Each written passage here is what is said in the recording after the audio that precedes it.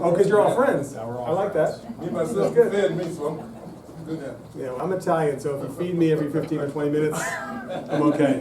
So I'm sorry to make any corrections at all starting out, but Jacques just referred to me as a pro. And then he said Anthony is here to help out. Well, So sorry, Anthony. Anthony Faso is a dear friend. He's an associate of ours in the firm. He's a CPA, which means he knows everything there is to know about numbers, which back up the money.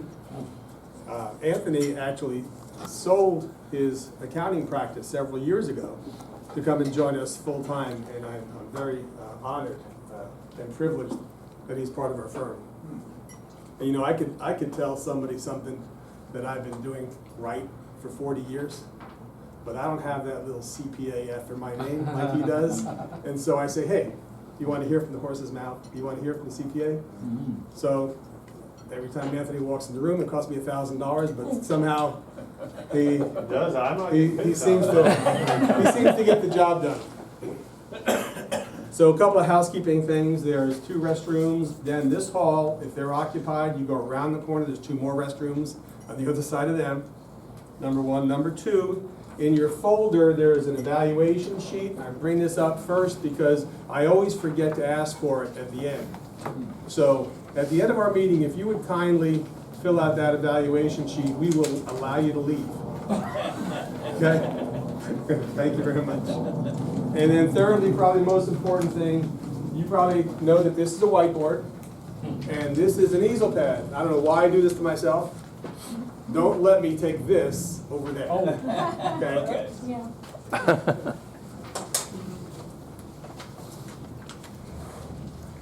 So I don't know exactly how Jacques convinced you, besides the great food that we had, the gourmet food that we served you. I don't know how he convinced you to come out on a Saturday. I'm pleased that you're here. I know that half of you have already read through the material that's in your folder, so we won't need to go through that anymore. But there are going to be a few points that I'll touch on. And Anthony's used to me, and Jacques and Evie. I'm sorry, my wife Evie, the mama bear, 25 years married next month, and been the most amazing blessing to have this saintly, godly, awesome woman in my life who keeps me on the right road. I'm going to have fun with this. So we're going to talk about a couple of things on the true and false, but before we do that, I'd like to ask you for some input, and I do this with pretty much every meeting having to do with finance and private banking. We're going to refer to this concept with different titles. So Nelson Nash, who you saw in the video, and Nelson Nash wrote the book called Becoming Your Own Banker. This book is available here. It's available on Amazon. You can get it on Kindle. You can get it probably at the library. Some people have pirated copies, so you can probably look real hard and get it for free, which I don't endorse. The book is also available on audio. The charts are really difficult on audio, but you can get the book on audio, and some people like listening to that while they're driving to work or back. So let me ask you this: what keeps you up at night? Concerning money. Lack of it. Concerning, thank you. Lack. That might be my 1 o'clock feeding. What keeps you up at night about money? What worries you? Gonna outlive our money. We're going to outlive it, right?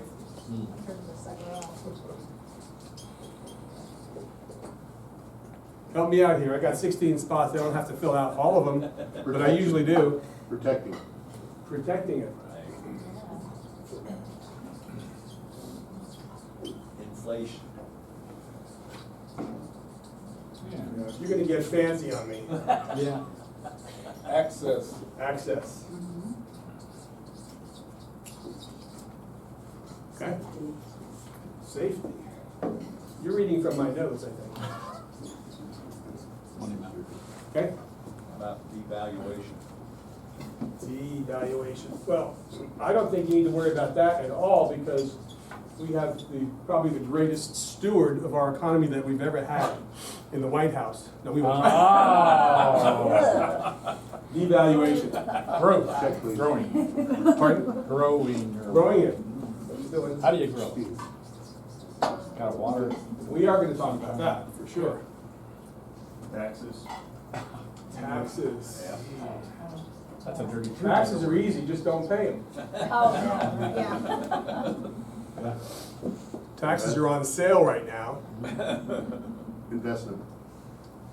Investments.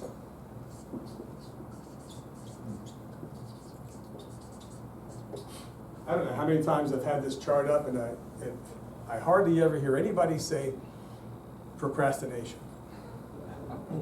So yes, people aren't willing to admit that. And so here's another rule. So when we talk about money, just make believe, maybe it's really true in this room, make believe that none of us has any debt. You can smile. Make believe none of us has any debt. Make believe that all the debt is out there. I mean, you know that there's people out there with debt. Our kids, our parents, sometimes our generation, whatever that generation is. Okay, we're on number 11. Anything else? Debt. Thank you. Smart, I like. Since I already said it, I'll put procrastination. How to gift. How to gift. Gifting. Great. I don't know how it always works out, but somehow whenever kids come in the picture, money does too. How do you put that in one word? Sandwich. That's how I put it. Is that right? My daughter went to college at University of Nevada, Reno, actually worked after that. She actually left college and actually went to work for a couple of years. Then she went back to grad school up in Seattle. So I consider that we've been supporting her up until the last couple of years when she finished grad school, thank God. Met her husband at the same grad school, small Christian school in Seattle called the Seattle School for Theology and Psychology. Long title, small school. And then we are also blessed to have my wife's dad living with us, who will be 98 Wow. this coming October. So you get the sandwich thing, Yeah, So- you're in the middle. and So just say family, Okay. money and family. Keeps us up at night. and then the other word I use is boomerang. Oh, Because yeah. our kids leave, and somehow it's funny, because they left as one, they came back as four. Oh, yeah. Exactly what that is. You know, the son or the daughter left, they got married, they got custody of the kids. When they got divorced, they bring the kids back. Oh, yeah. One of our associates, a middle-aged, wonderful lady, just adopted her 2 grandchildren. They're 3 and 5, Oh, wow. and we love being around kids. And we are all about gifting. So we care about those generational things. Those are important. I have 2 spots left. 2 Wow, months. let's fill them. Your Say what? health. Keeps it. Health. Yeah, paying for medical Healthcare. needs. Medical, yeah. And then setting up for inheritance or There you go. trust, yeah. So that tells me that you guys have been thinking about this quite a bit. Some more numbers on One of the things that I think is common to most people, if we personally don't have debt burdens, we are surrounded by people who do. We're surrounded by people who do procrastinate.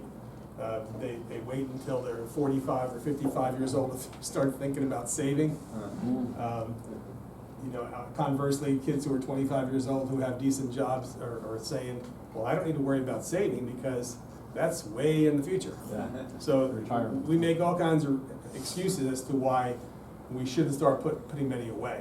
And the biggest reason that we need to plan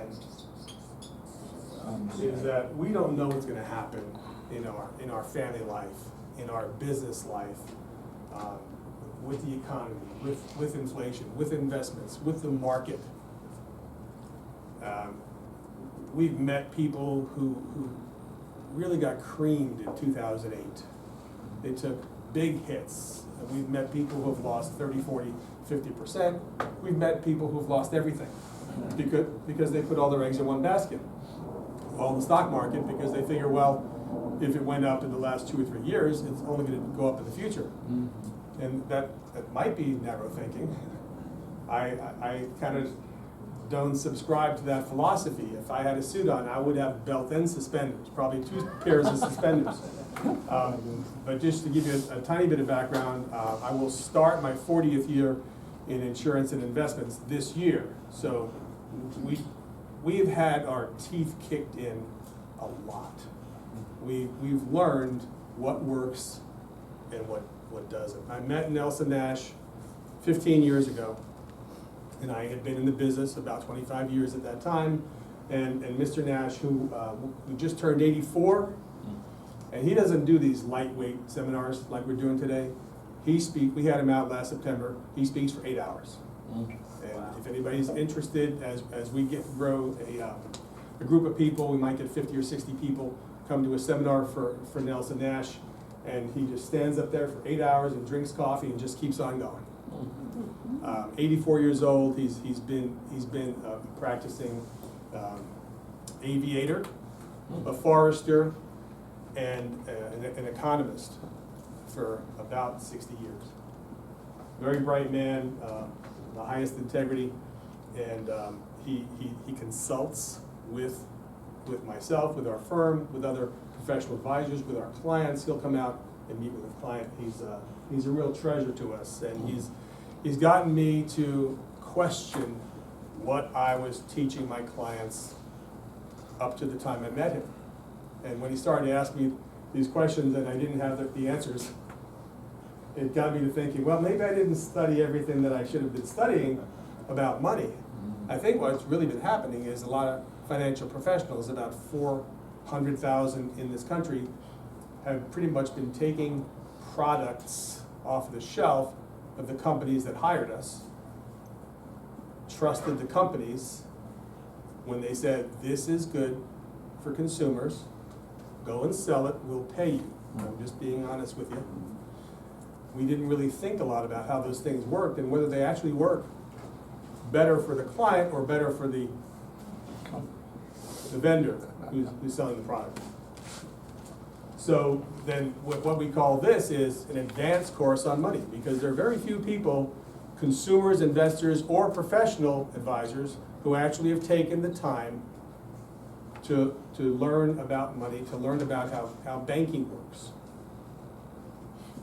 Is that long enough for my introduction? Should I start speaking? Yeah, it's good. Yeah. So I get excited, and the more I talk about what we do and how we do it and how we teach our clients, the more money I invest in this banking system. I do drive my wife crazy because I keep on putting more money into our bank because I want to get the outside bank out of our life. Is that something that you would agree with? Yes. So it really is a PowerPoint. But I'm going to try to keep this model on the whiteboard as long as I can, because this is the main model. Now we can add a lot of arrows and solid lines and dotted lines and squares and circles and triangles, but this is the main model. Now everybody in this room is already practicing banking. Everybody in this room probably has a credit card or two, or have had in the past, or they've seen one. Everybody in this room has probably at one time or another financed a car. Everybody in this room has probably at one time or another financed property. Now the way that we talk about banking is simply that we, as a group, as investors, as consumers, take our money however it's earned, whether it's commissions, fees, salaries, royalties, rents, interest, dividends, and we put it into a bank of some kind. Now that bank could be a mutual fund, it could be an insurance company, it could be a real estate investment trust. It could be any financial company that takes our money in, that repackages it and lends it back to us. But before they lend it back to us, they mark it up, don't they? And so we might make a deposit on Monday as a saver, and on Tuesday we might come into the same bank as a borrower and borrow out whose money? Mine. Our own. Isn't it neat? Don't you want to become a banker?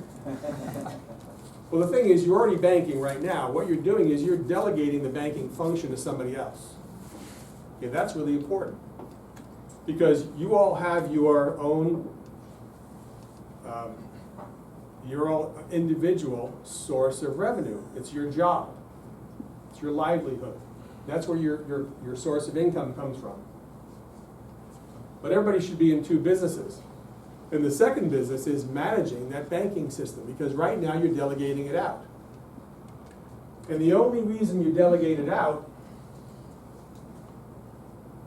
is because you don't have enough money in your own account to do everything that you need to do in life. Now just think of this in the most generic sense, because again, I'm not making an individual accusation at Gene, or I can't see your name behind that chair, Charles, or Jane. I'm not making an individual accusation. I'm saying we as people. So when we don't have enough money, we borrow. And the idea is, I'm going to make more money on the thing that I'm investing in so that I can pay the bank back. But what actually happens?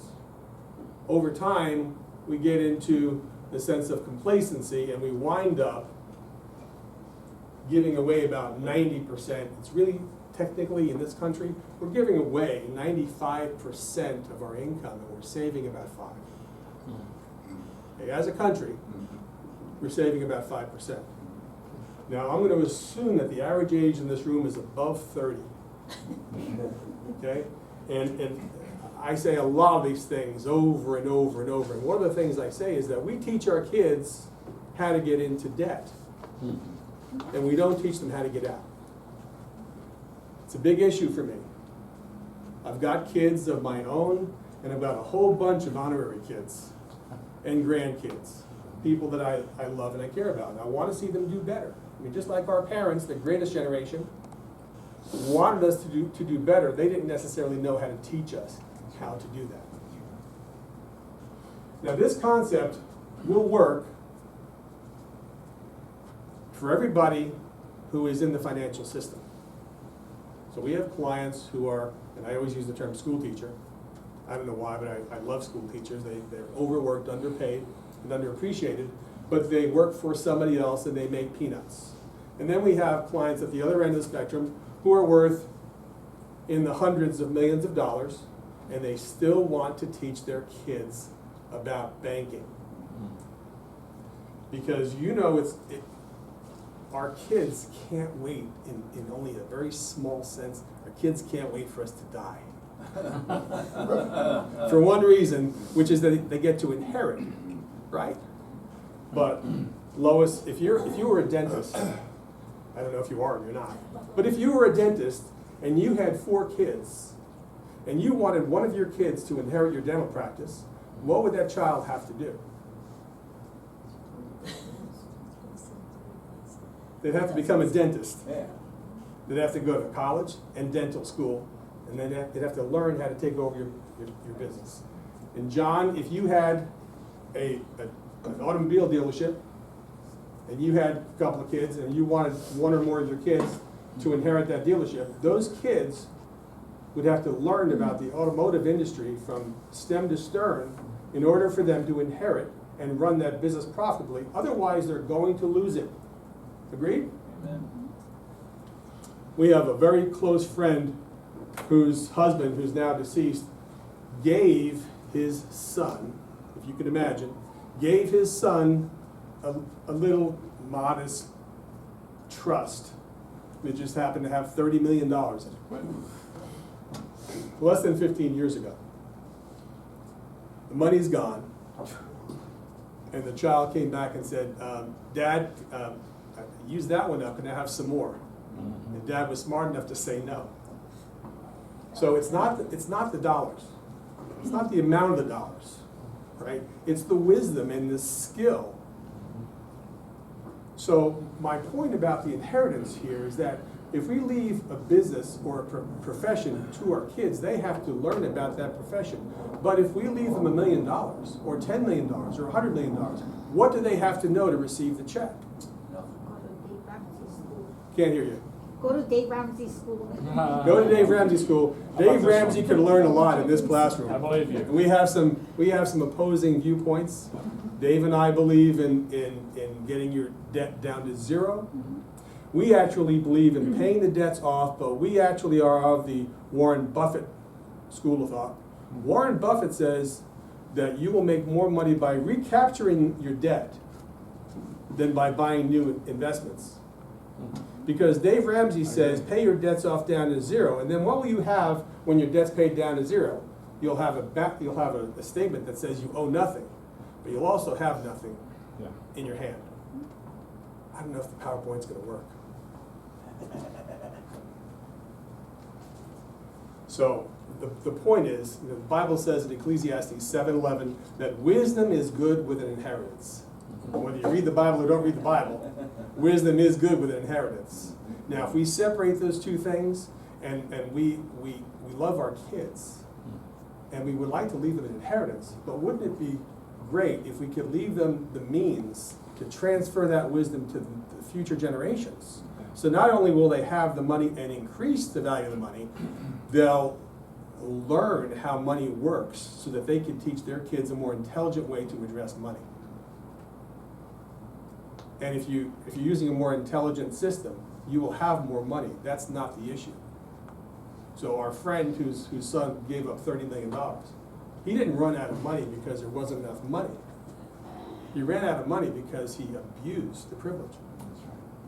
And so in my personal life, I have one daughter who is already named as one of the members of my family foundation. And she is going to be obligated to get the learning. She's only 30, so maybe she has 30 or 40 years or 50 years to learn.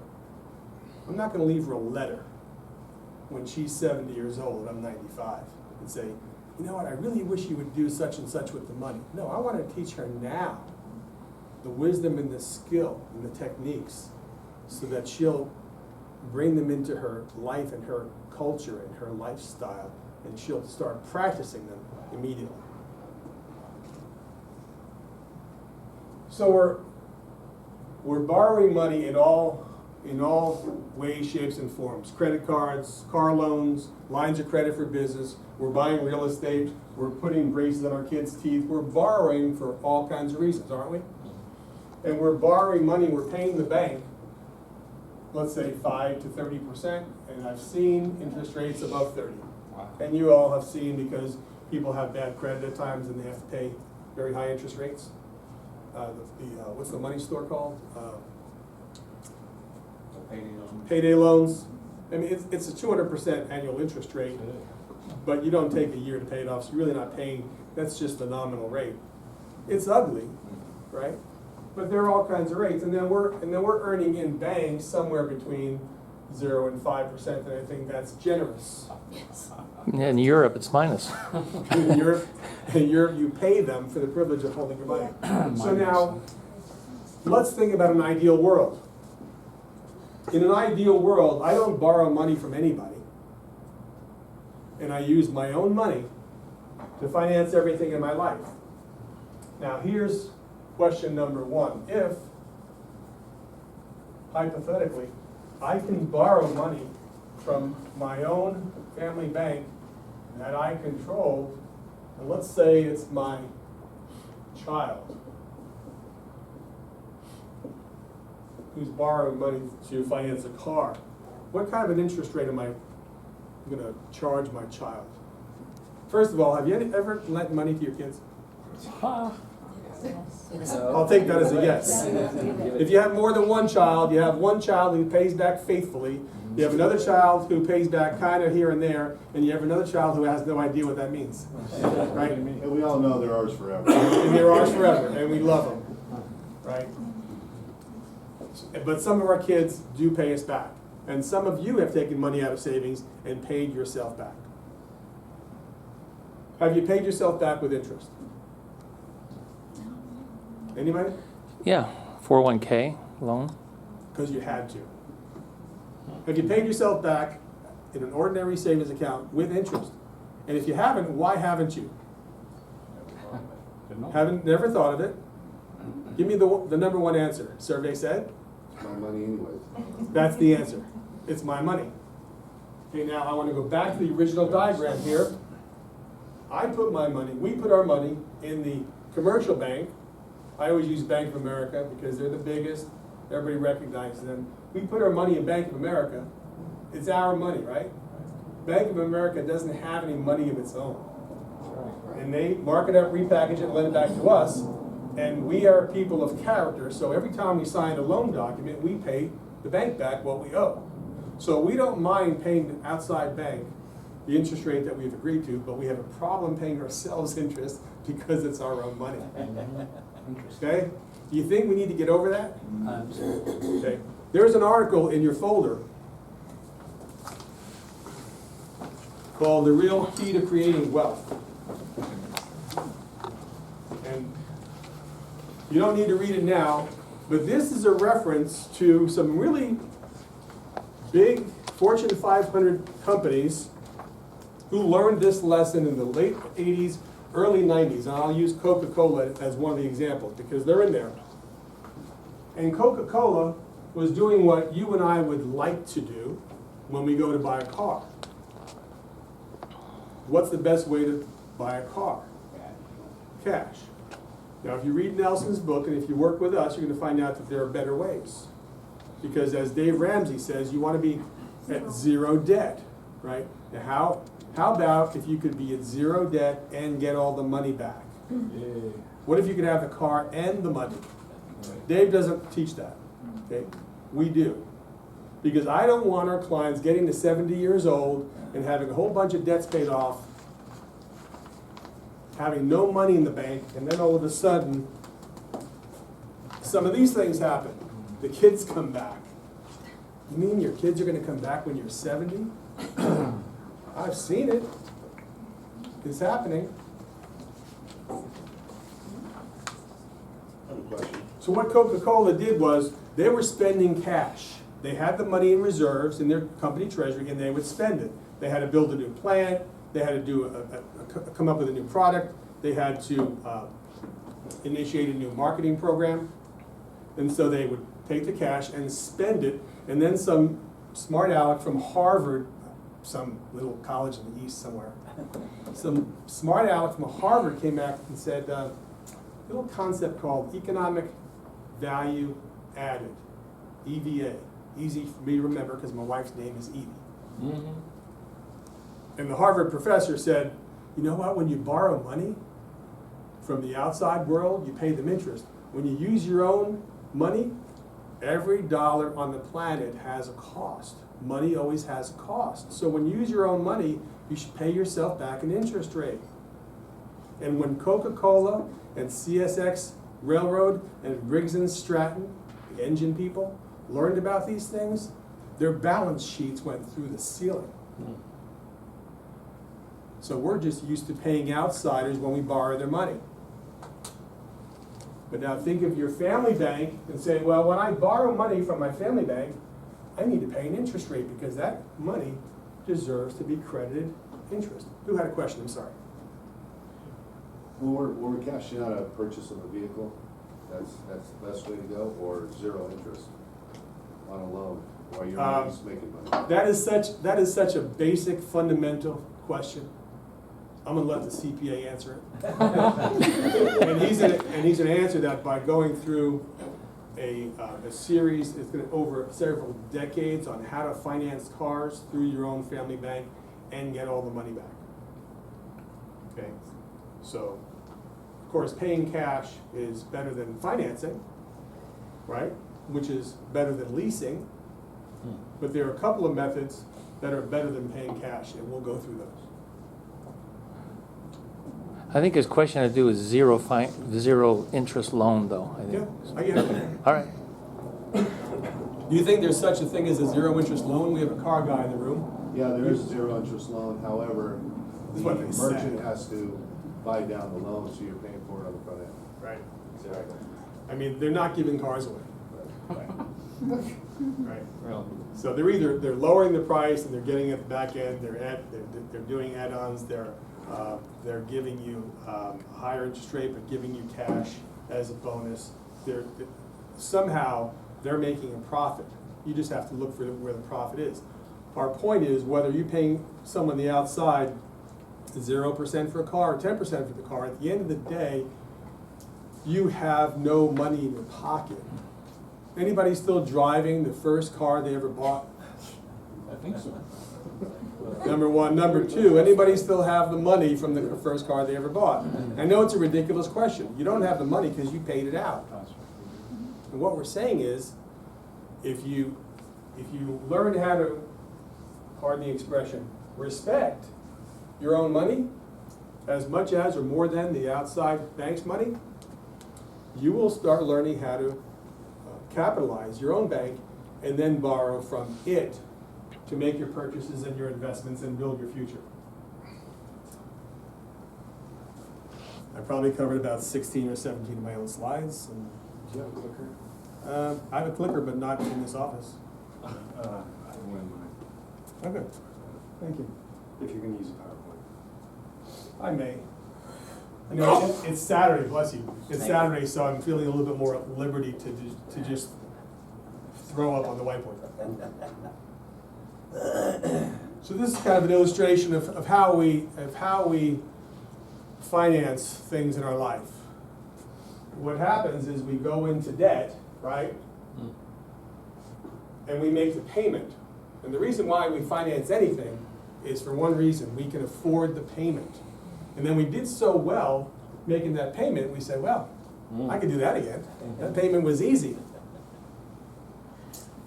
And we do it over and over again. And then there's the client that says, well, I never finance anything. I pay cash for everything in my life. Well, let's see how that works. In order to get the cash to pay for the needed item, didn't you have to save and build up that nest egg? Well, I call that a payment.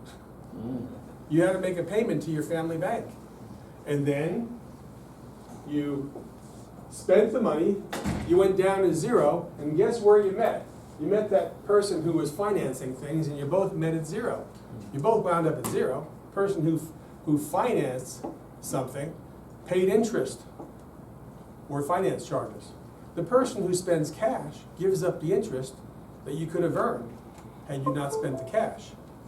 The accountants call that lost opportunity cost. I just call it lost earnings. Do we all agree that when you spend anything, if I spend $1 for a bottle of water, I could have invested that dollar and earned money in the indefinite future? You know, one of the titles for this concept is the infinite banking concept. That's Nelson Nash's concept. Other people call it perpetual wealth code. Other people call it private family funding, which I prefer. Some people have read articles about 770 accounts. They're talking about the same identical concept. It's using a conservative method of financing your own purchases, your own investments, and your own life. So the idea here is, if you finance something or if you pay cash for something, you're still winding up at zero. You still have no money. So what's the benefit of paying cash for something if you have no money at the end of the day? Okay, so we want to try to come up with a better system than that. There's a clicker. Cool. Wow. How does it work? Just like that. So the average American is spending about 10% of their take-home. Oh, 20%, good number. 20% of the take-home on car payments, which I find kind of hard to believe. It's a big number for an average person. 30% on housing costs and 40% on lifestyle. That's money going out. And they're trying like crazy to save 10%. The average savings rate in the US as of the end of 2014 was just barely over 5%, which is kind of pathetic. You know, you can't really do a lot in your future if you're saving 5%. People don't get that. Now, we're spending of that 20%, 5% of our take home is on interest on the cars. Just the interest on the cars. And we do it over and over again because we like to buy new cars periodically, don't we? And then we're spending 25% of our take home on interest on housing. Anybody here in real estate? The average home buyer turns a house over about every 7 years. And in the first 7 years of that 30-year mortgage, they're paying about 85% in interest. And so how can we get ahead, aside from the appreciation or lack thereof on the house, how can we get ahead by paying 85% in interest every 7 years? You don't. You don't, right? And then we're paying about 5%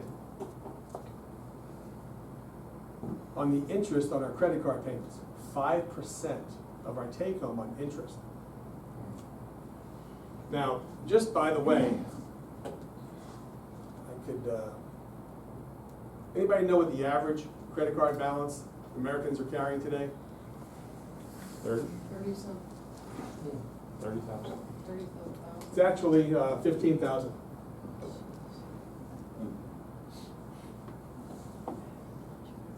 Now, again, why do people charge up their credit cards? Because the payment is easy, right? And how long does it take them to pay that credit card off? 32 years. 32 years.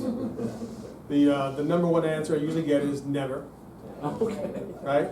So I think you're pretty close.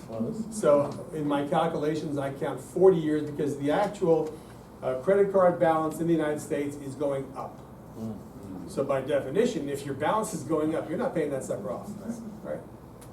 And so at a 14% interest rate, which is about what they're paying, it's about $160 a month. And over 40 years, they'll pay about $70,000 to pay off that credit card. And now, remember we talked about lost opportunity cost? If you could have earned 5% on this number, and these numbers are approximate, we do this in a calculation, but I'm already foaming at the mouth, so I can't open up the calculators.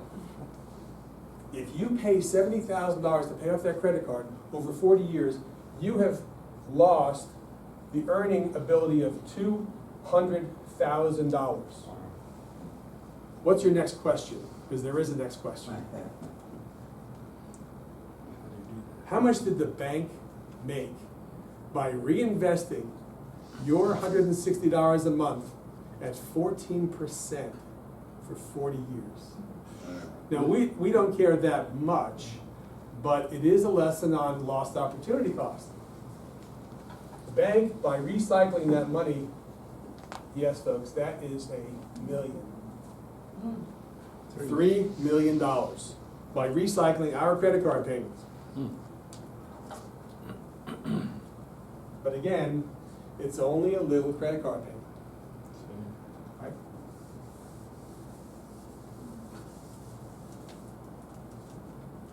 So now, look at the, I don't like the clicker.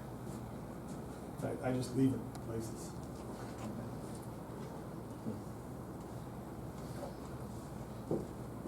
Look at what we're sending out in interest only. 35% in credit cards, car payments, and mortgages. 35% saving maybe 10. Get it? Can you ever get ahead with this equation? Now, most of your friends and most of your kids and most of your cousins and coworkers are doing this. And that's why our country is in a mess. You know, we can't blame the government. They didn't put a gun to our head and tell us to take out a credit card. Sorry. It's our choice. Right? So what if you could just take the interest that you're paying on cars and interest that you're paying on credit cards and stack that up on top of the savings amount you've got going into your nest egg for the future. Now you've doubled your savings. Would that give you a better nest egg for the future? That's the whole idea about banking. This is gonna remind me that we're gonna talk about a car loan. I should let Anthony put some numbers in here. So, yeah, who can I use as an example? Somebody who won't embarrass me. The gentleman in the corner here. Do you mind if I look at your name tag? Because you've got it facing down. The stealth student. David, let's, would you mind? So I'm your banker with Bank of America. And I call you up and I know that you're in the market for a car. Ouch. He's a CPA, but he's not an IT guru. You're in the market for a car. What kind of a price would you like to finance? Assuming we're going to finance a car. Just give me a number. 25,000. So you're over in the payment calculator top left. Thank you. Oh, I couldn't.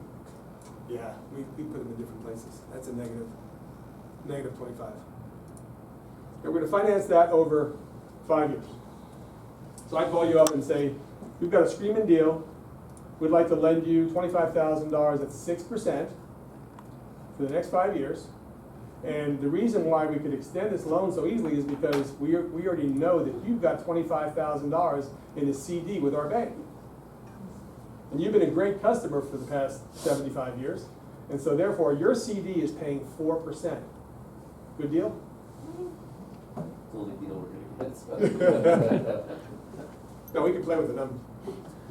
Now, what I'm going to tell you is that over the next 5 years, as you make your payment, what's your payment?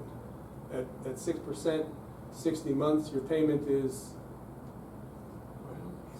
60%. 60%. I don't like 60%. I'll go someplace else. How's that? $483 a month. So future value, next, put it monthly. So we usually have an intern doing these numbers, that's why. Monthly payment times 60 months. Over 60 months, you'll pay $28,999, about $29,000. You finance 25, you paid back 29. Now, when I tell you that you're going to make more money in your 4% CD than the bank makes on the 6% loan, do you believe me? No. Wait a minute, he's the student here. No. This is his final exam. Don't mess him up. He gets demerits for cheating. So you don't believe me because. This is 4% versus the 6%. And the 6% is bigger. Right. I have financial degrees after my name, so I know these things. 6 is bigger than 4, right? Actually, what happens? 25,000 at 4% over the next 5 years grows to, how'd that happen? Not entirely. Because when we did the amortization schedule for the car loan, that was 6% compound interest. Here's decreasing balance. Here's the key. Decreasing balance on the car loan. Increasing balance on the savings account, but nobody in the room said, I'll take the deal because I want the 4% account over the 6% account. Do you think bankers know this? Oh, yeah. And why don't we know it? Why didn't your financial advisor tell you that this is true? Why didn't I, after 25 years of experience in this business, why didn't I know that? Because I gave the same answer you gave when this was first shown to me. And so now what this does is this frees up a lot of things in our life. One of the things that this does for me is it tells me I can actually afford to earn at a conservative rate of interest and not chase high rates of interest because I could still make money on a low rate of interest. You're going to find as we talk about banks that banks actually don't make the same types of risky investments that you and I make. You know that the stock market, the S&P, did about 2.5% to 3% from 2001 to 2010. So it was a very anemic market period of time. I've been a stockbroker, God forbid. I've been a stockbroker for 35 years, so I kind of watch these things. But I'm here shooting myself in both feet telling you, you don't necessarily want to have money in the market if your objective is to have steady, stable, guaranteed, conservative growth for the next 50 years. So one of the things we find out is that I can afford to invest at a low rate of interest and still make money. The other thing I could find out is that there are things about money I didn't know, even as a financial professional. And if there was one thing I didn't know, maybe there's more. I have no idea what the next slide is. I just send that forward from me. Let's find out.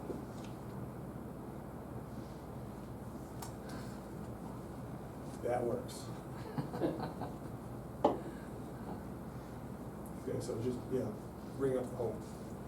So when the shareholders of a bank get together and they want to start a bank, and it's different in every state, you need about $20 million to open up a bank in Nevada. And that $20 million is not allowed to be used in lending. That is the reserve. And you know the Fed changes the reserves at different times, but they can't use that money in banking. What they have to rely on is deposits. So the way banks work is they have to bring in capital, they have to attract customer deposits, and they earn loan interest. The way they receive their income is through car loans and credit lines and so forth. So banks are operating at a pretty conservative clip, and we all trust banks implicitly, don't we?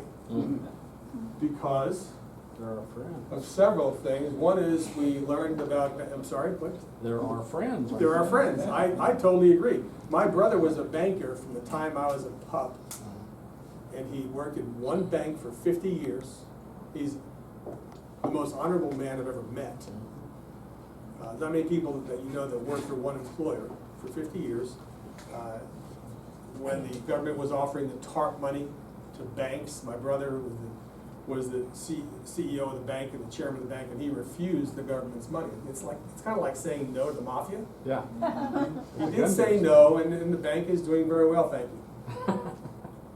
Now, one of the things that we trust in banks is that banks have FDIC. So our savings are protected, right? Well, it is They got on the this little sticker surface. on the window. They can On take the- forever to pay you back.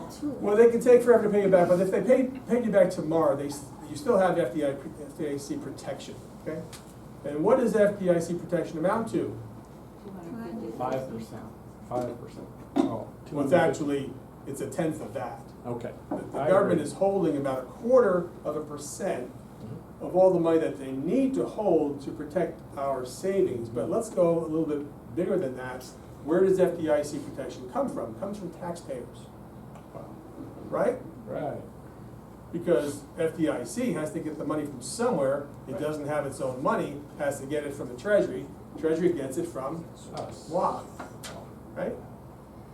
And so when we look at, it's interesting that banks that would have the ability to practice fractional reserve banking, lending money that doesn't belong to them, and have FDIC behind them, and get to take in and lend out our own money. Would you be surprised that 500 banks have failed in the last 15 years? Just in the last 15 years.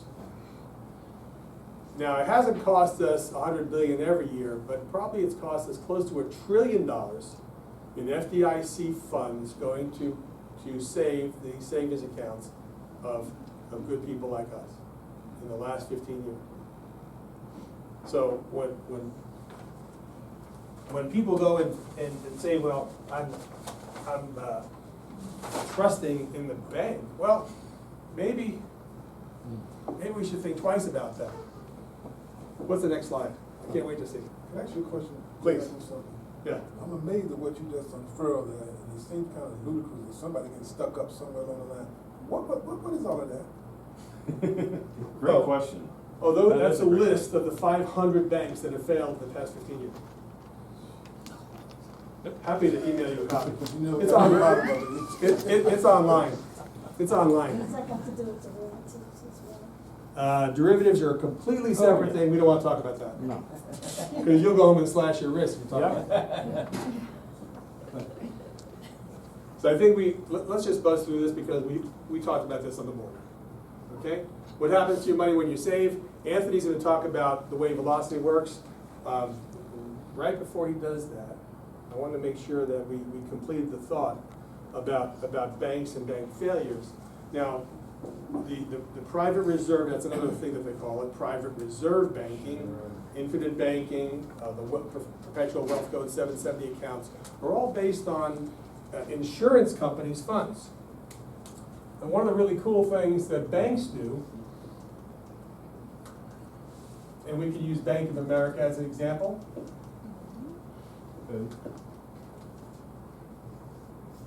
Banks buy tons and tons of life insurance. It's interesting to me that banks that have the ability to take in our money, lend it back to us, and make all these profits, are still buying boatloads of life insurance. So if you go on Bauer Financial, B-A-U-E-R, Bauer Financial, there's a copy.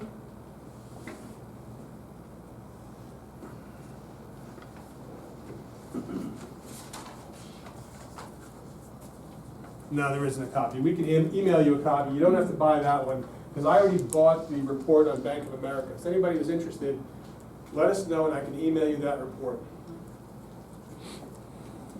But Bank of America took in last year about 1.8 they paid out $1.8 billion paid out in interest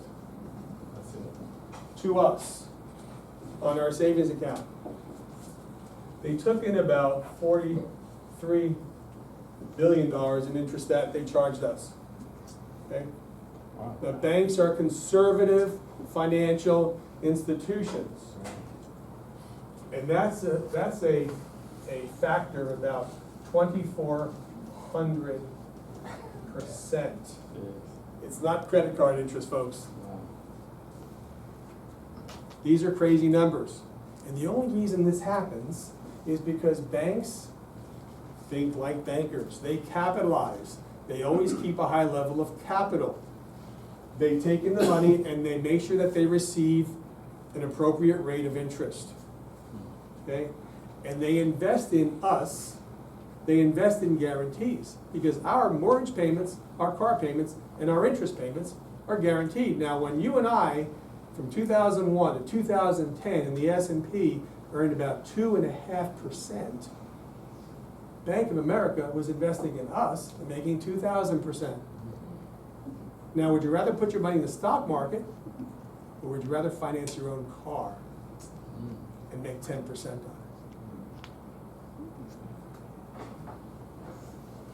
it? Anthony, go through velocity quickly if you like. If you want to skip it, you can.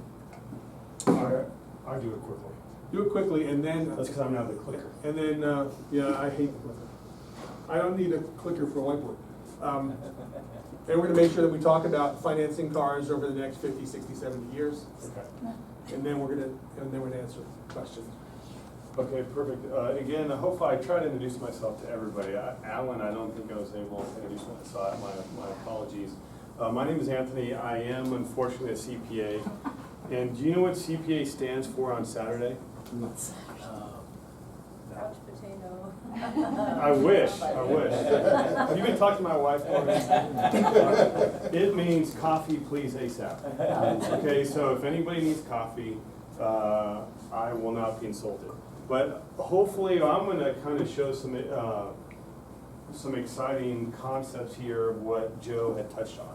The first one we're gonna talk about is what happens to your money when you put it in the bank, okay? So if you deposit $100,000 into the bank, and when I mean bank, I mean any bank, not just US Bank, just the banking system.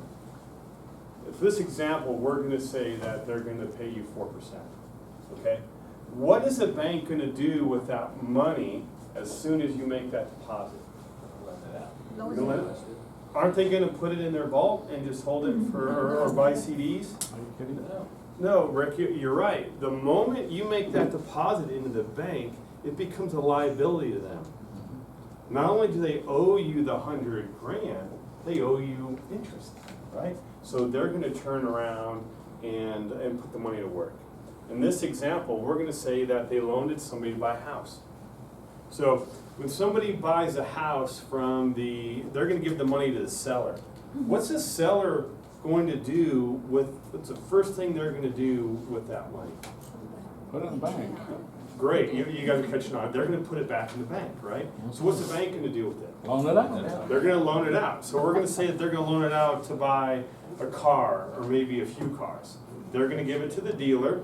What's the dealer gonna do with it? Put it in the bank. Right? And so the bank is gonna, what's the bank gonna do with it? They're gonna constantly turn it. They're gonna use for a house remodel. They're gonna give it to the contractor. The contractor's gonna put it in the bank. The bank's gonna turn it around, say for a debt consolidation loan. They're gonna pay off their credit cards. And then they're gonna put it in the bank. Now,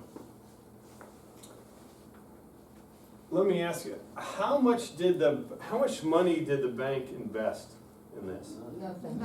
Whose money are they using? They're using your money, right? They did have to capitalize their business, like if anybody ever started a business, we have to capitalize it. But after that, they're just using your money and they're continually to turn it.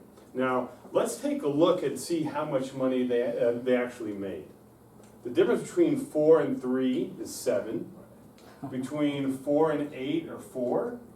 Between 4 and 9 is 5, and 4 and 12 is 8. So if we were to add that up, it's 20%. Now, how much more money did the bank make than you did? 5 times. You would think 16. Now you're making me feel even worse that I didn't shake your hand, Alan. You're right. They made 5 times, right? You made 4, and they made 20. That's right. That is 500% more. Yep. Is anybody interested about owning a bank? Right?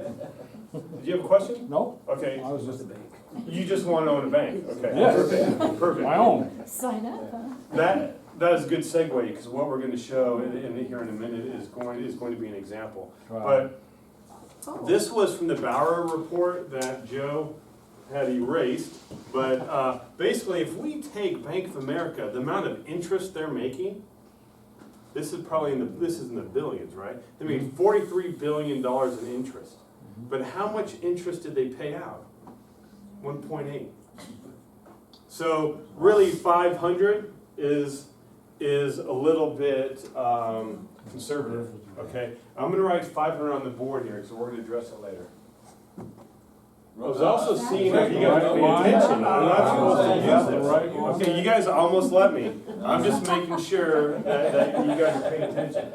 Okay? We've had someone do an entire presentation with Sharpie on the whiteboard. Wow. New Yeah. whiteboard. Yes, New whiteboard. New whiteboard. Right on the other side of it. They don't work here anymore.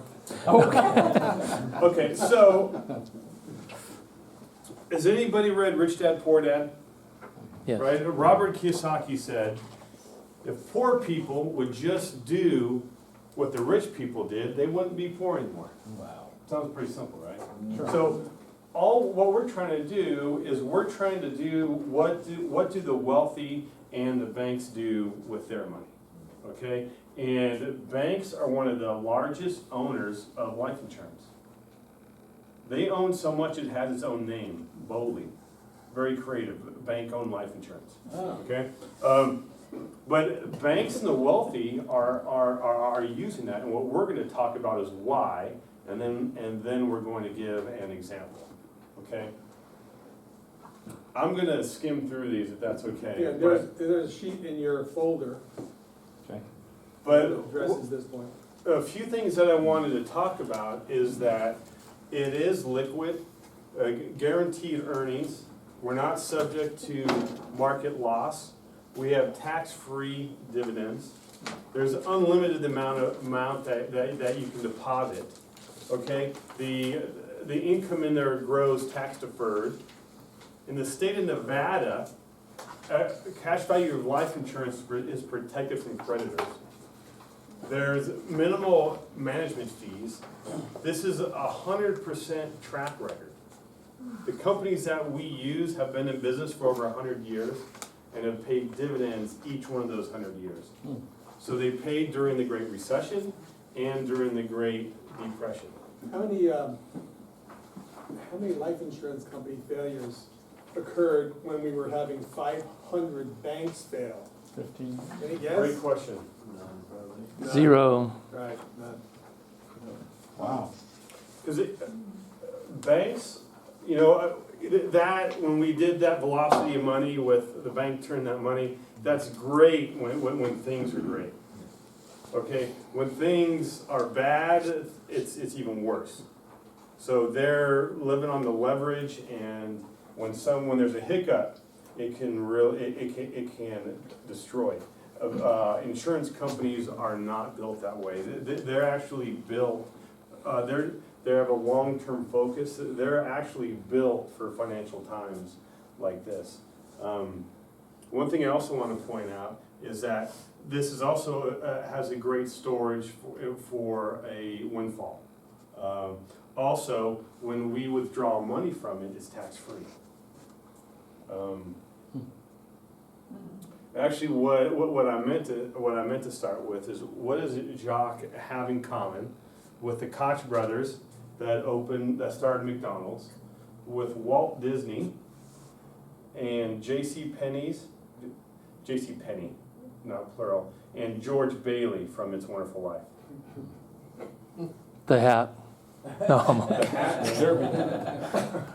They have all used life insurance and the cash value of life insurance in their business. Did you know that nobody would give Walt Disney a loan to build Disneyland? So where did he get the money? He got the money from his life insurance.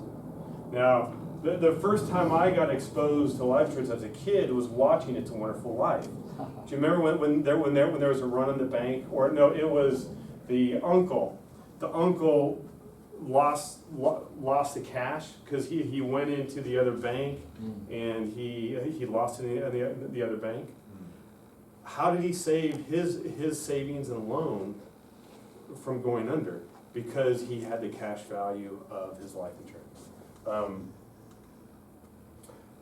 I'll go through this a little quickly, but here's a difference between the way bankers think and the way borrowers think. You know, bankers want to capitalize. Borrowers actually decapitalize. They're not putting money in their system, they are taking money out. Here's one of my favorites. Bankers borrow money to invest. Borrowers borrow to spend. Okay, banks own cash value life insurance. Borrowers rent term insurance. Bankers focus on guarantees, make sure that money is coming in. Borrowers are focused on, take on risk. Bankers think long term. Borrowers are thinking short term. And here's another one of my favorites. Bankers collect interest. Borrowers pay interest. Which one would you rather be? Okay, good answer. This slide is going to represent all the different places that you can store your money. We can have it in a cash or a CD. You can put it in real estate. You can put it in permanent life insurance. You can invest it in your business, maybe oil and gas or silver and gold, some commodities, or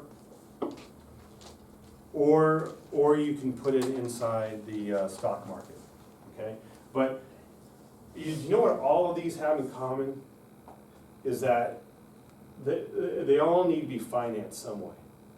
And you know, maybe on the next discussion we're going a little more deeper. Well, you can actually use the print life insurance as a basis or as a bank to allow you to invest in your business, or to allow you to invest in the stock market or oil and gas. What you're going to find out is we're not saying that you need to put all your money in life insurance, even though we have many clients that do and are very happy with it.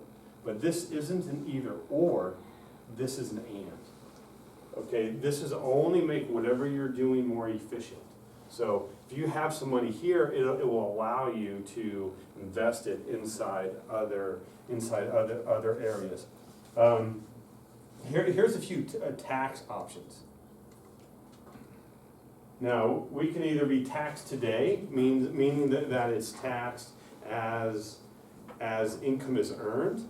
It can be taxed in the future, commonly called tax deferred, or it could be tax never. I like that. Okay, who can give me some examples of assets that are taxed today? Wages.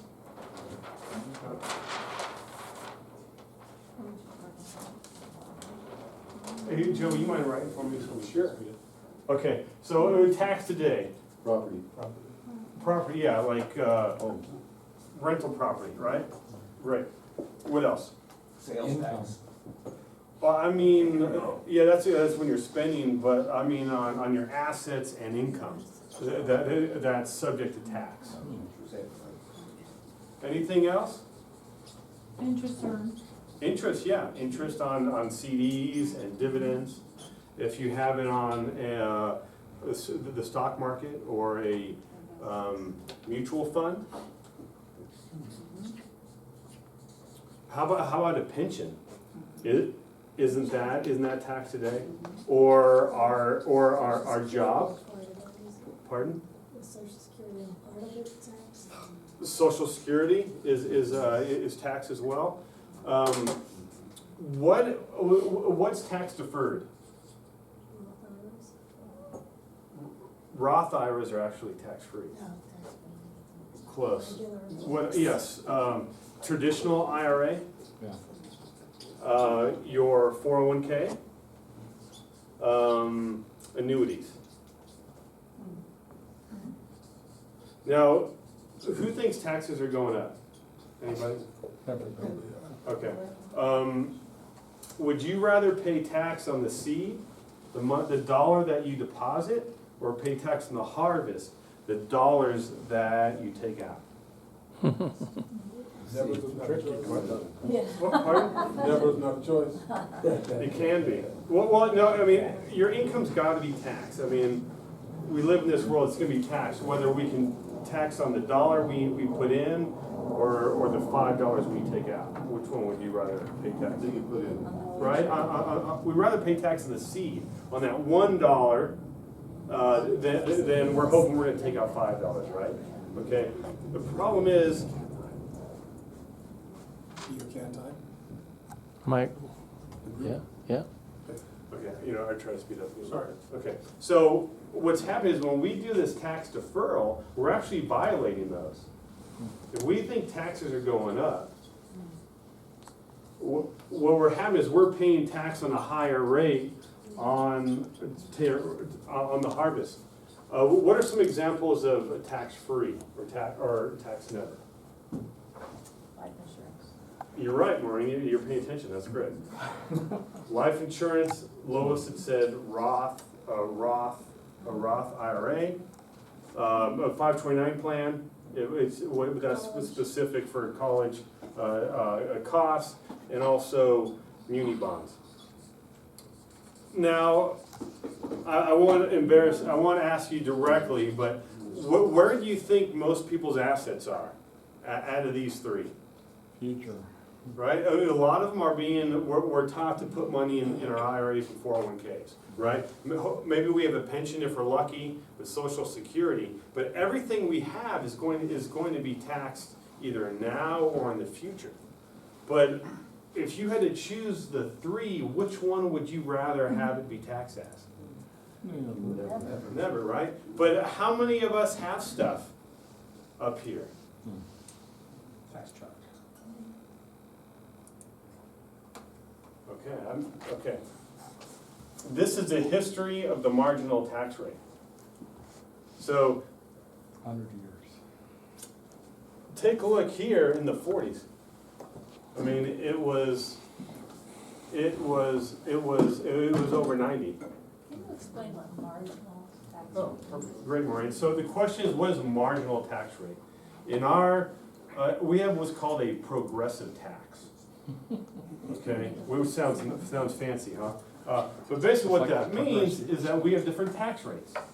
So there's some amount of income that's actually zero tax because we have standard deductions. But then after all of our deductions, there's a 10% tax bracket. Okay, and then after that, if your income goes up, oh, here we go. Thank you, Joe.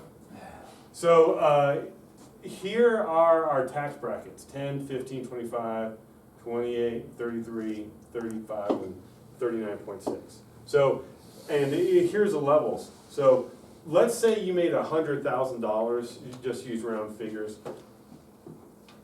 Part of it will be at 10%, and then this amount will be at 50%, or I'm sorry, 15, and then this amount will be at 25. So your marginal means what is your tax rate on the next dollar you earn. So this average may average out to say maybe 16%, okay? But the next dollar you earn is going to be taxed at 25, okay?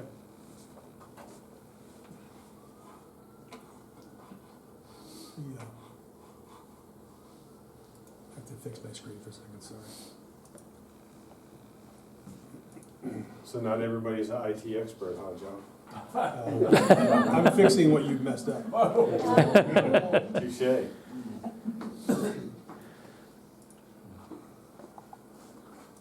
where you going?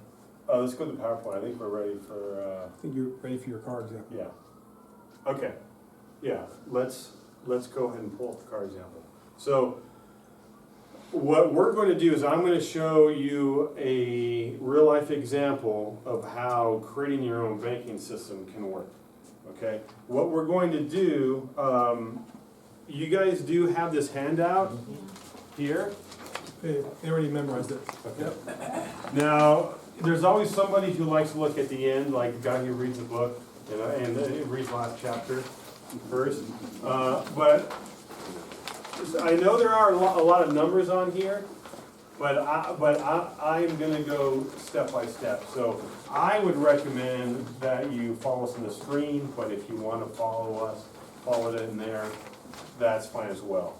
What we're going to do is we're going to compare two systems, okay? Because maybe some people tell me, you know, I don't need life insurance. You know, I don't need to go through the underwriting, or I really don't need death benefit.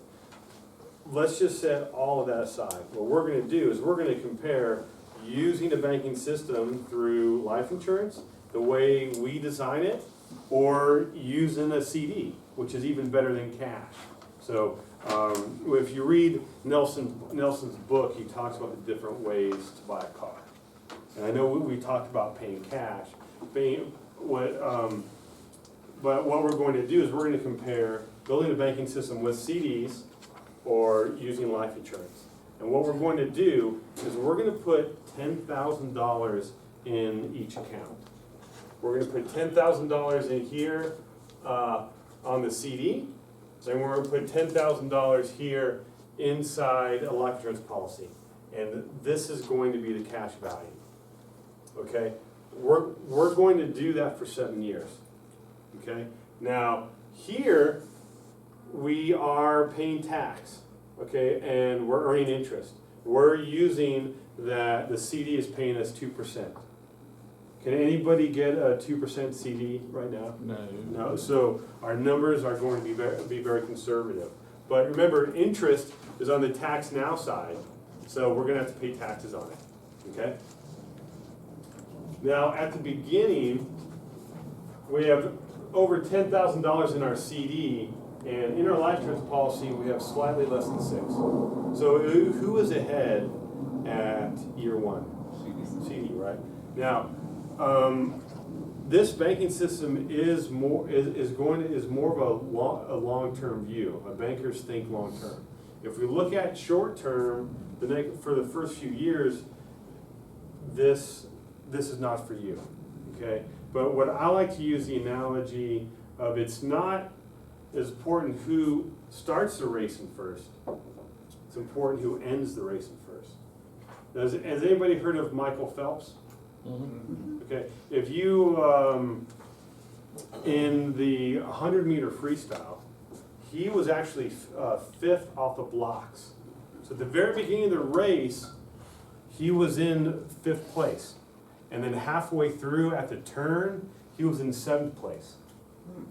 Now, you guys may not have known that, but you knew who won, right? Because we always know who wins. We don't really know who started in first. Now, does anybody, for extra credit, know who started in first? Who was first off the blocks in that race? Nobody does, right? Because he didn't win. Right? And in a Rolling Stones interview, his mother was interviewed, and she even forgot he was in the Olympics. I'm joking. But what it is that it doesn't matter who starts in first, what's matter is who ends in first. And in following this process, that's exactly what you will do, okay? So in this example, and I will go through it, we're gonna put $10,000 into each program for 7 years, okay? And then at the end of 7 years, we are going to buy a car for $25,000. We are going to pay ourselves back $500 a month, which is more than what we took out, right? Because we are paying ourselves interest. You know, and Joe had touched on that. What I like to say is if we borrow money from a bank and pay them interest, and then we borrow money from our savings account and we don't pay ourselves interest, what we're saying is that the bank's money is worth more than ours. And I don't know about you, but for me, I work really hard to earn my money. So for me, it is more valuable than the bank. So what we're going to do is we're going to take out, well, first let me, has Joe, who still has their first car? Right, how much money do we have from all the cars that we purchased? Zero, right? If we're lucky, we have the equity in the car we own now, right? But all the cars that we bought, all that money is gone, right? Now, if we could show you a way that you could get the money back on your cars, and that you could show your children how they could get their money back on their cars, would that be okay? So, here's what we're gonna do. We're gonna take out $25,000. We're gonna pay ourselves back $500 a month, okay? So, we're taking out 25, we're putting in 30. We're paying an extra $5,000 of interest, okay? And our account from the banking, our policy grew from 66 to 90. So we really put in $5,000 and our account grew by 23. Anybody have a problem with that? Would anybody not give up, pay $5,000 to get $23,000? Even if you didn't pay tax on the 23, would that be okay, Rick? Yes. If that 23 is tax, okay, tax free. Okay, let's go down to the next one. Now, what do we typically do after we pay off our car? Celebrate. Get a new one. Right. We celebrate and go get a new car, right? So what we're gonna do is we are going to buy another car 5 years later. So think of this, if you are married, that's really buying one car every 10 years. So we are going to do the same thing. We're going to take out $25,000. We're going to pay back $6,000. Okay, we pay an extra $5,000. Okay, here's the cool thing. How much did our account grow by? 31,000. It grew by 31,000. Tax-free. So your car was 25, interest was 5, with a total of 30. Did you get back all the principal and interest on the car? So then how much did the car really cost you if you got all your money back? Exactly, nothing. Now, if this would work for a car, would it work for a child's education? or maybe a down payment on a rental property, or maybe a diamond ring. Okay, Rick? Okay. Okay. Hint, hint. Sorry, Rick. I know. You are welcome, Lois. But the whole point is that this can work on anything. You know, Nelson Nash, Joe had referred to of this book, calls it the infinite banking concept. He calls it infinite because there's infinite ways to use it. We're just using a car example because it is very easy to relate to.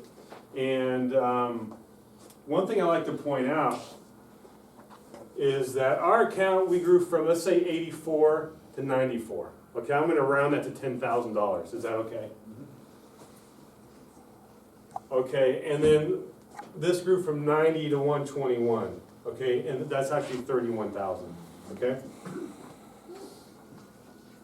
But we put $5,000 into it, so we have to account for that. So the net that we earned using the CD grew by $5,000, and by using our own bank made 26. Now I know it's Saturday, but can somebody tell me how much more money we made than the outside bank? Is that close to 500, right?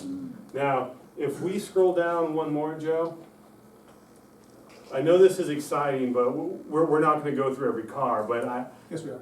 we're, okay. Whoa, just the last one. Hit the But- last one.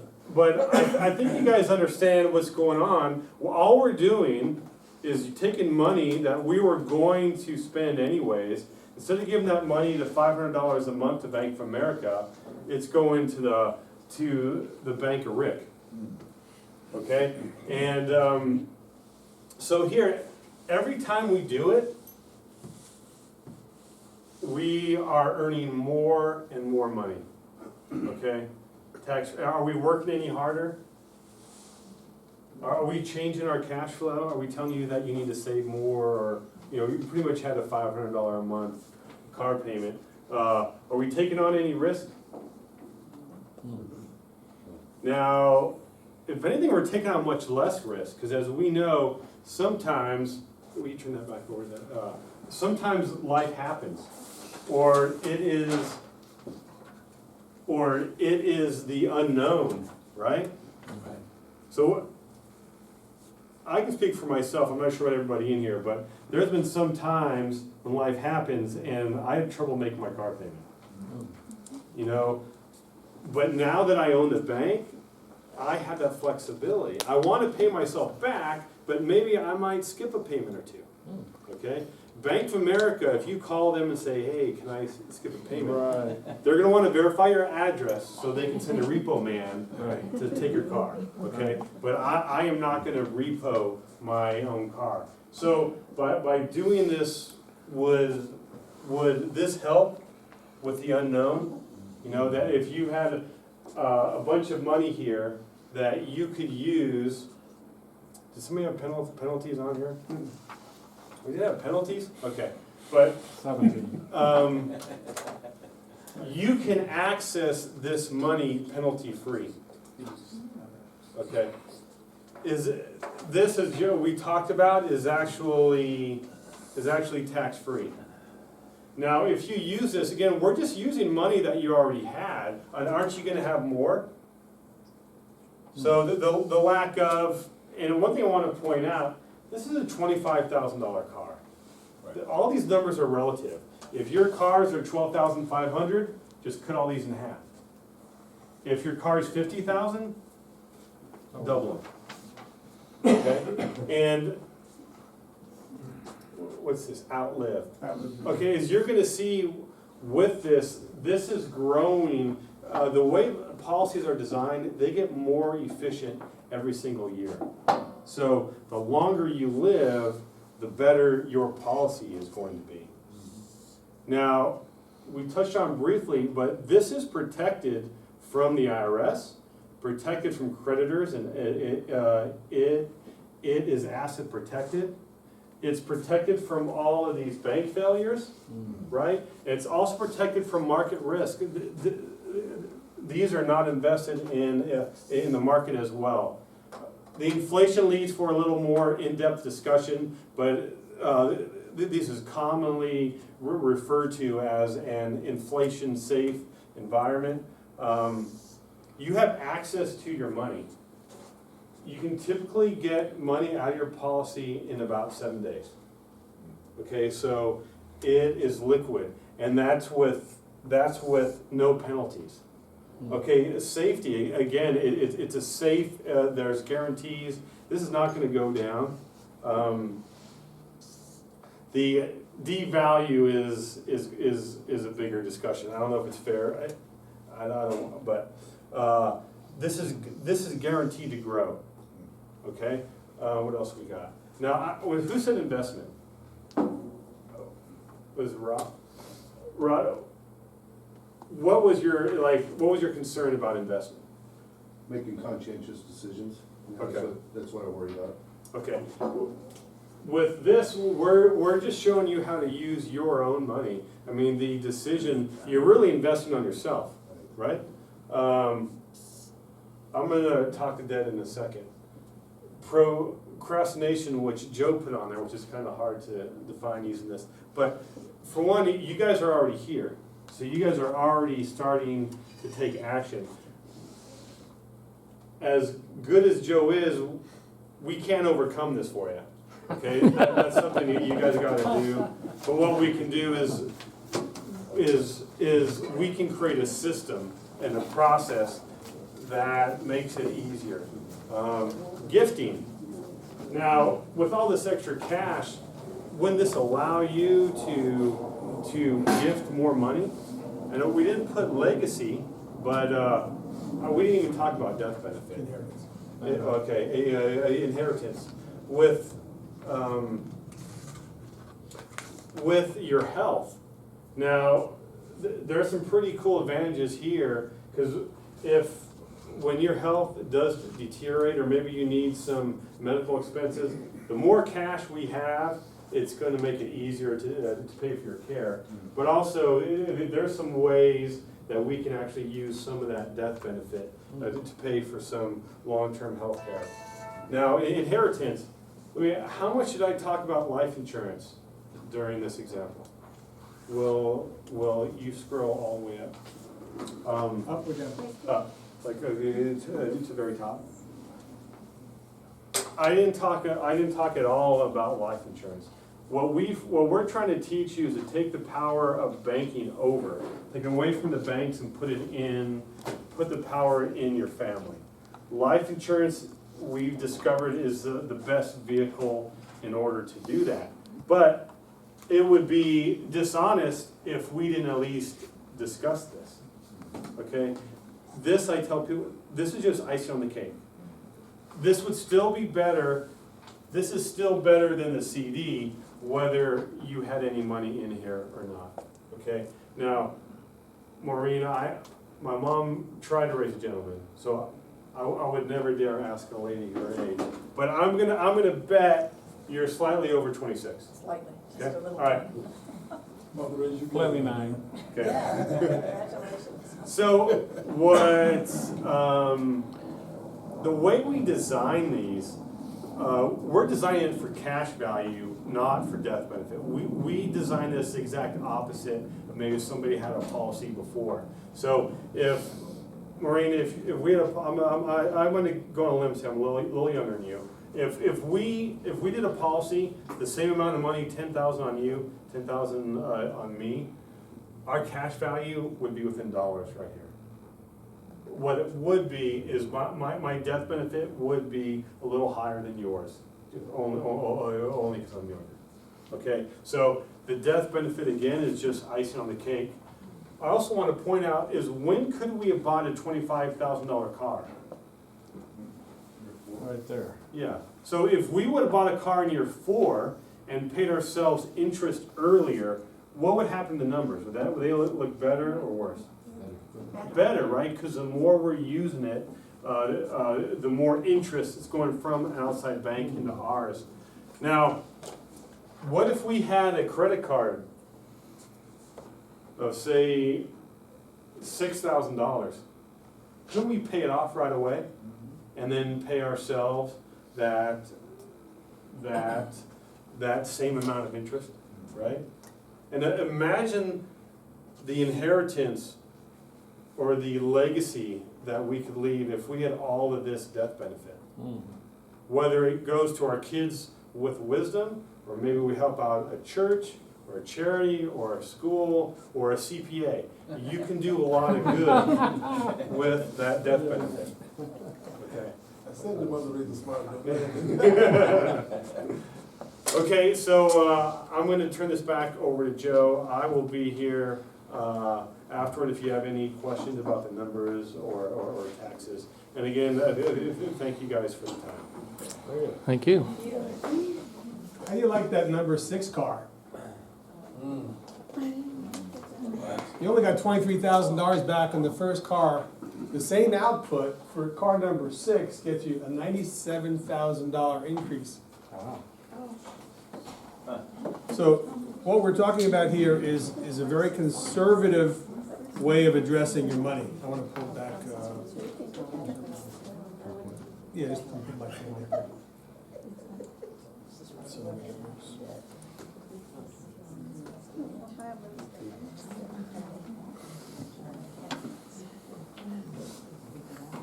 So kind of putting this all together, this is simpler than a clicker. So this is the way my family bank looks. Okay, we talked about the saver, right? We put our money in banks. Our banks lend the money out to others. And kind of what we alluded to, I think, is if you controlled all those spots, you would have more money.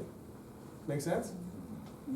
So, as I said, when I met Nelson 15 years ago, I turned my financial life and my professional life upside down because I started doing what he was recommending, and so did probably, conservatively speaking, a couple of hundred extremely tenured financial advisors across the country. So Nelson has created for himself kind of a cottage industry. For a self-published book, Nelson has sold about 300,000 copies. Pretty good for a self-published book. Highly recommended, by the way. If you don't have it, you should definitely have it. I ask my clients to read this book. I ask my advisors who work here to read this book every single month. They're supposed to know what it says.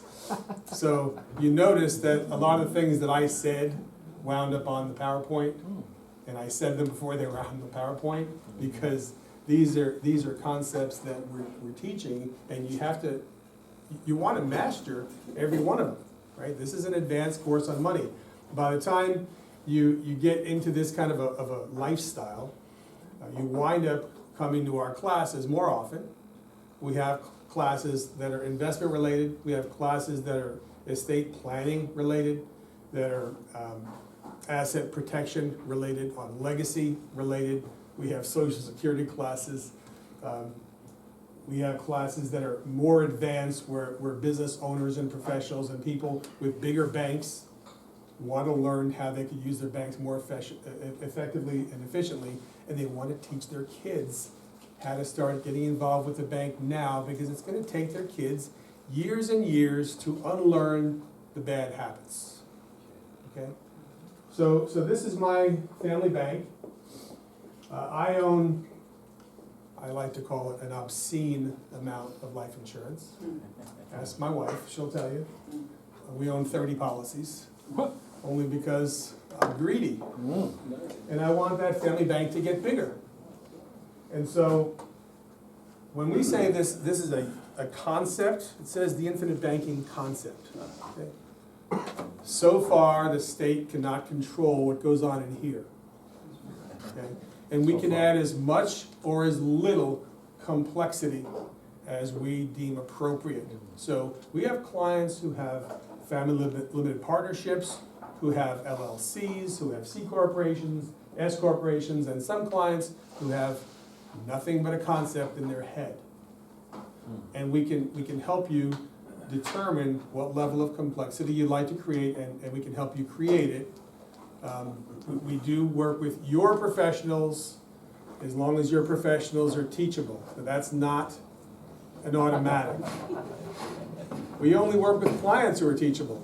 I mean, let's face it, if you're not teachable, if you're not open to new ideas, then this is not gonna work for you. We only work with people who are teachable and who have integrity. And not every financial professional, not every attorney is open to new ideas. So the way my family bank works is as simple as saver, bank, borrower. Now on the right-hand side, I've simplified it for today's discussion, but I own a couple of companies, and I can lend, just like it says over here, I can lend money out to pretty much anybody I want, as long as I have evaluated beforehand that they're actually gonna pay me back. I may or may not take collateral, depending on how we're structuring it. We spend some time teaching our clients the difference between gifting and lending. If you're lending to that child who's not gonna pay you back, that's not lending, that's gifting. And you may wanna think twice.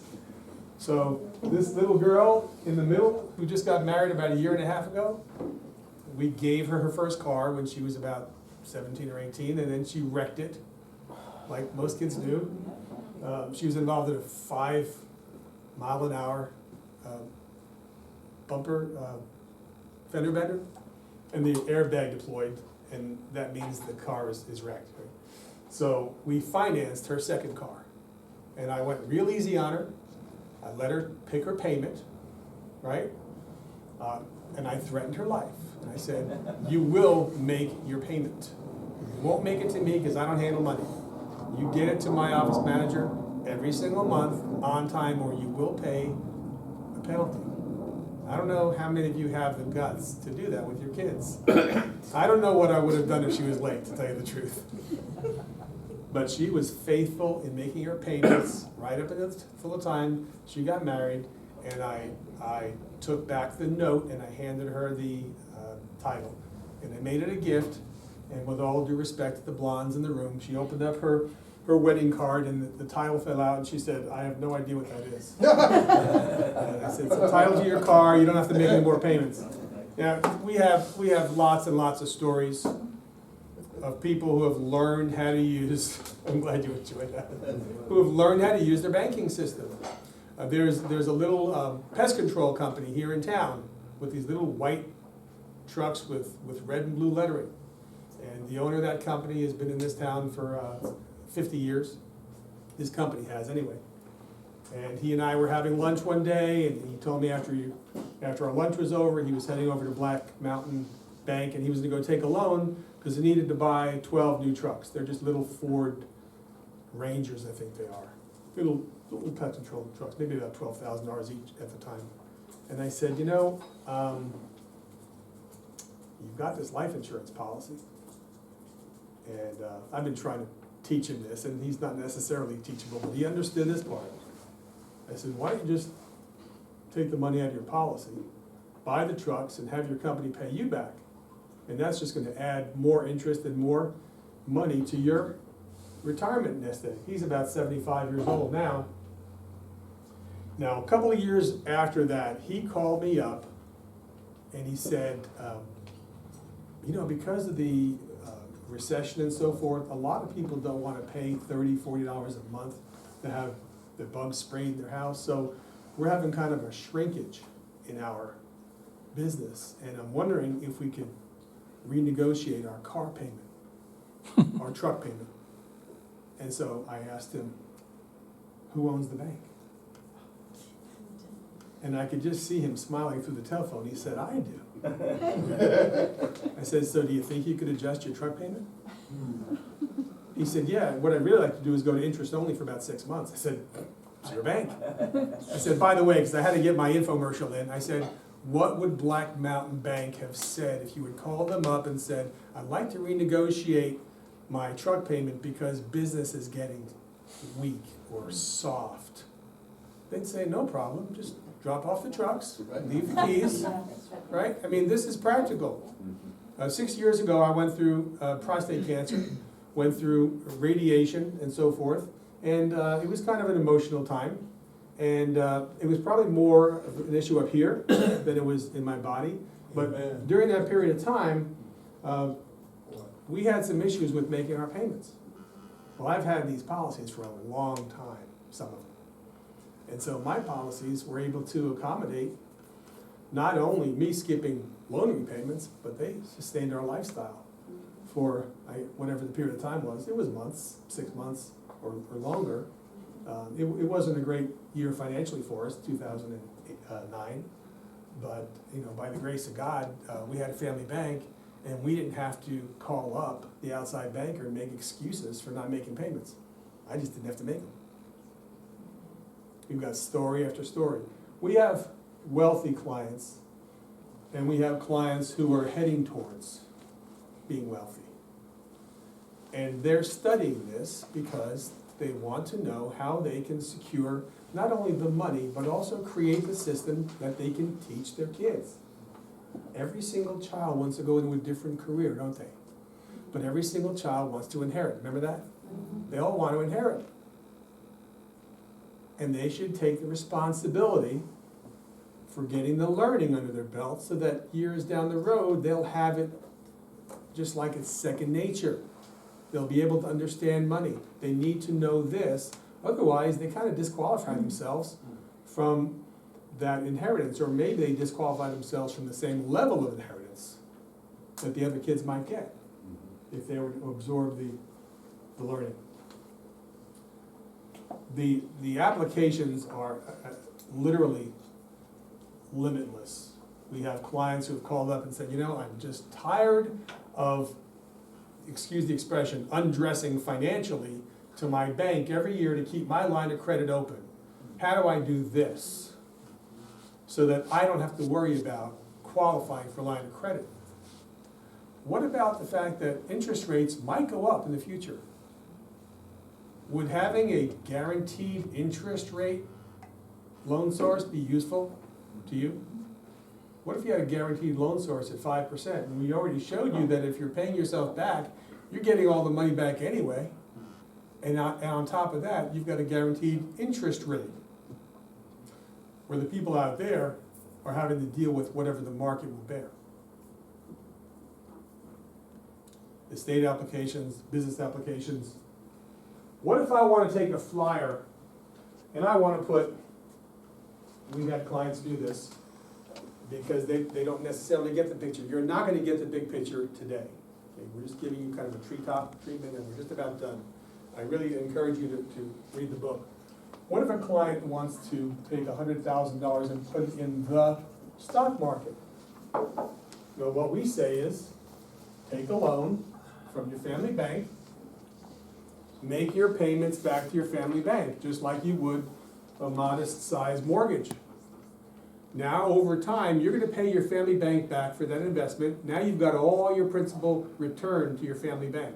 Now you have 100% in the market, and you don't really have to care what that investment does. If it hits a home run, you've got more money. If you lose all of it, you have all your principal repaid to your family bank. I hate to be immodest about this, but there isn't a situation that we've come across that we can't help and we can't improve by adding the banking function to it. It's not an investment. It's adding the banking function. It's recapturing the banking function back in your life, because what you'll see when you start to think about it is it's the banking function that creates the most money. It's not the washing machine, the pair of blue jeans that you buy at Sears. It's that little credit card that makes Sears profitable. It's not the 0% or the 4% or the lease rate that makes Ford or GM profitable. It's their financing, it's their aftermarket, it's their warranty, it's their add-ons. Right? It's not the price of the house that costs you so much, it's the interest. Even if you stayed in the house for 30 years, between the interest that you pay and the interest that you give up, you're losing, again, magic number, 500% of the original purchase price. And everything that we said here today, we can demonstrate. We could have a class that uses nothing but calculators if you really want to bore yourself silly and go through, and we do the math. I mean, we're not afraid to do the math. We have a math genius here. And we have other CPAs, we have CPAs who come in and they want to see the math. And we'll prove it to them. Now again, we have other financial advisors or professional advisors who don't want to hear it. I've literally heard clients tell me, my accountant won't allow me to do this. And I ask one question, have you and your accountant done the math? And I've never had an accountant tell me, I've done the math and I disagree with it. Because we've done the math. We know it's scientifically provable and demonstrable and safe. Last questions. We've kept you a good long time and I appreciate your being here. How many policies are you allowed to have with the life insurance? You can have as many policies as you qualify for. There's a trick question, right? So we're working with an 82-year-old right now who's applying for life insurance, and he's having to go through a few extra hoops, as you can imagine, because he hasn't taken a physical in 25 years. Okay. And he plays in the senior tennis league, travels all over the country, probably healthier than you and me put together. Right. And so he's going to put in a pretty large amount of money based on his understanding of the 770 account that a lot of people are talking about. 770 is a salesman's way to avoid saying life insurance. But these life insurance policies are designed a certain way. It's another conversation. There is a legal way for us to reduce fees and increase your access to cash, which Anthony showed you, where we were showing the CD column and life insurance column. Even in year number 1, you had access to cash, about 60% of what you put in. Over time, you had more money in the life insurance than you had the CD after about 7 years. And so the trick question is, clients have asked me, well, what are the costs of that life insurance policy? Well, wait a minute. If you got $100,000 in your CD and you have $200,000 in your life insurance policy, what were your costs? You've got to think about that. You netted out, the costs were negative, right? And Can I- no limit can I- you can put in there, right? Sorry? No limit you can put in? There's absolute limits. You could only put as much money in as you can qualify for. You qualify medically, you gotta pass a physical, right? I have lots of clients that can't pass a physical. And they put the policy on their spouse, they put the policy on their kids, on their business partners, on their nieces, their nephews, their parents. Whoever you can have a legally insurable interest in their life, you can buy a policy. And then secondly, you're limited by your finances. So my 82-year-old is worth about $10 million. That's his net worth. He can buy $10 million worth of life insurance. You can double your net worth in one day. Perfect. So the parameters are extremely liberal. You'd be surprised at how much money you can get in a life insurance policy. And if you buy a policy on your children or grandchildren, you can own that policy, right? You can control that bank. Yeah, we're kind of into control. This is a great book I recommend to everybody. It's called The Law. In 1850, Frederick Bastiat, thank you for your participation. Frederick Bastiat was a French economist, and he wrote about the government taking assets away from people and redistributing it to those who were in need. And he called this legal plunder. He wrote it in French. It was translated to English. This was in 1850, the year he died. So 165 years ago, they were talking about the government taking from certain people and redistributing it. There's nothing new under the sun. It's a great, great book. And you had somebody else who participated. Who was that? Maureen.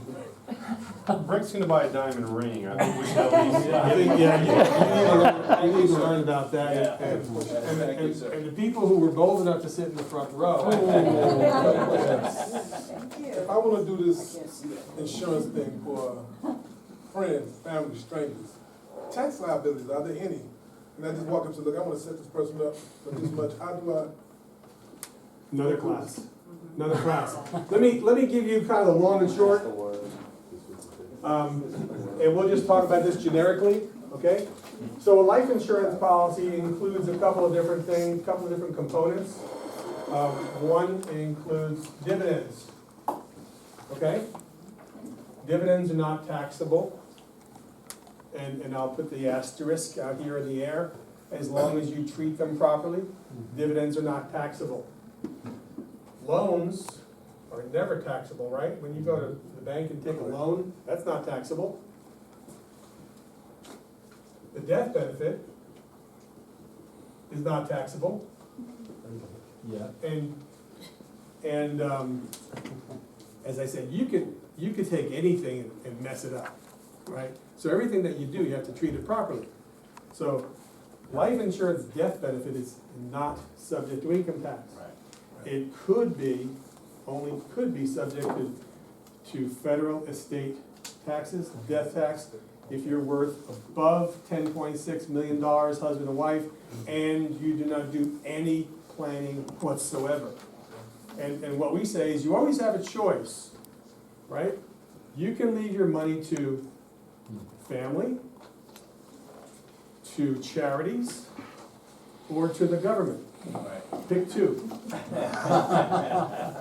And so we work with our clients to design programs so that if you had a choice and this amount of money was gonna go to the government and you could just, with a proper design, move that over to a charity, would you or wouldn't you? Yeah. Right? And we work with some pretty bright, I don't know if I could say dedicated, professional, ethical lawyers. I don't know if that sentence is an oxymoron, right? No, we actually do have some good lawyers who have character, and we work with clients to create zero tax planning. So we do work with the tax aspects of everything that we do. Okay. So these What? are actually tax attorneys that you work with? Do you- Yeah, yeah. And the first thing that we have to do is we have to teach them about finance. Yeah. Okay? Wow. Because when people come in here with advanced degrees, the first thing that we say is, we have to teach around that. Right? Oh, you're an MBA? Okay, we'll talk slower. I still have trouble believing there's no cost, and here's where I'm going, is if you're taking money away from that insurance company, let's say $50,000. Sure, And then you're going out and spending it, and then you're paying it back in dribs and drabs. sure. That 50 grand is money they would have taken and invested, and so you're sort of taking money away from them. And so is there a time limit or a dollar limit or anything to where all of a sudden it does cost you money? Short answer, no. Okay. You're familiar with an interest-only loan, Okay. HELOC on your house, home equity line of credit? That's an interest-only loan, right?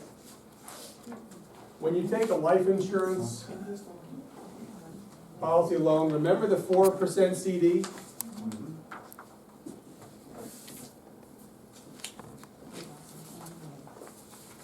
That is the equivalent of a life insurance policy, because a life insurance policy has a guaranteed interest rate of 4%. That's pretty cool all by itself, right?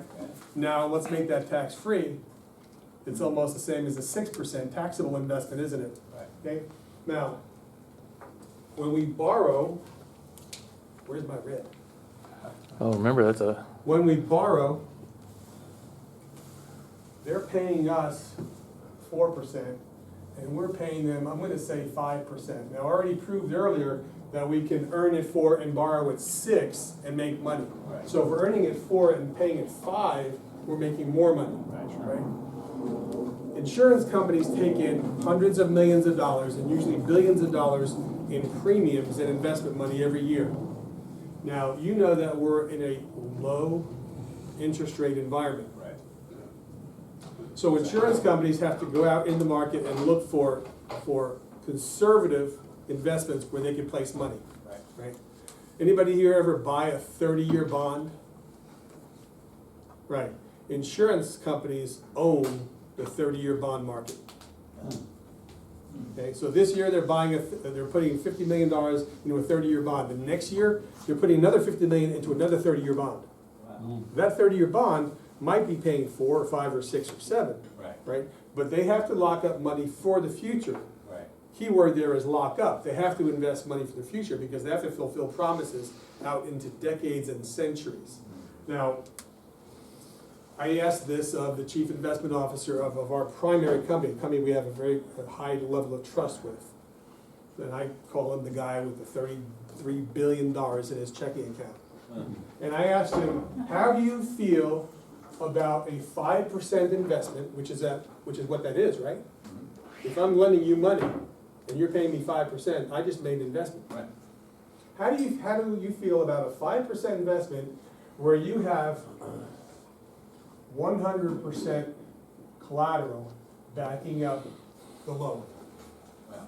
And that 100% collateral is cash. So the 4% CD and the 6% car loan, 6% car loan was collateralized by the 4% CD. So if you didn't make your car payment, the bank holds your CD and they have a lien against the CD. Right. Well, if I don't pay my life insurance policy loan back, they can take that away from my policy. So let me just throw some round numbers on here.